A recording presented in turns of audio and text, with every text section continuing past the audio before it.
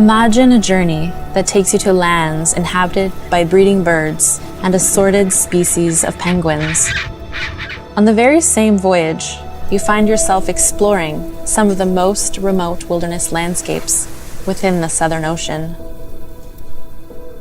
Sitting quietly in nature and listening to the rhythm of its song.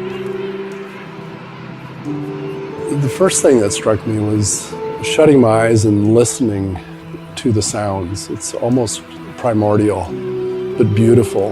And then to open your eyes and to see those penguins. It's a vision that you can't imagine. You have to experience.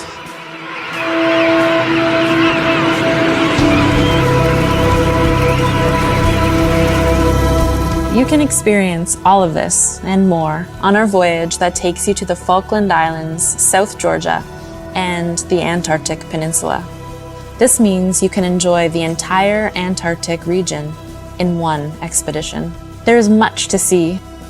Nature in its most raw form, abundant and diverse wildlife, remnants from bygone days. Learn about the human history that shaped these remote, mysterious places. This trip has something for everyone.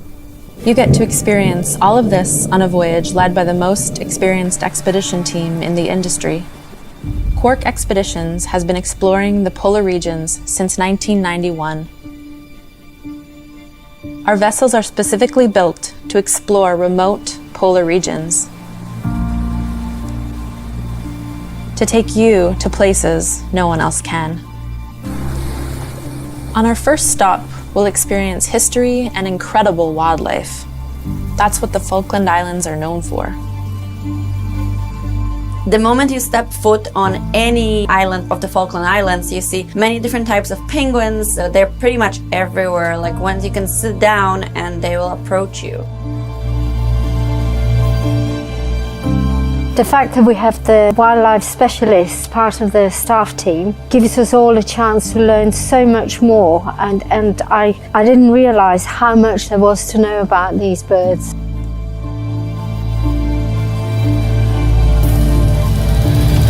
It's very interesting visiting Port Stanley and going to the pub, and there were definitely reminiscences of England. We depart from the community of Stanley, our last interaction with civilization, as we head for the wild and untouched island of South Georgia.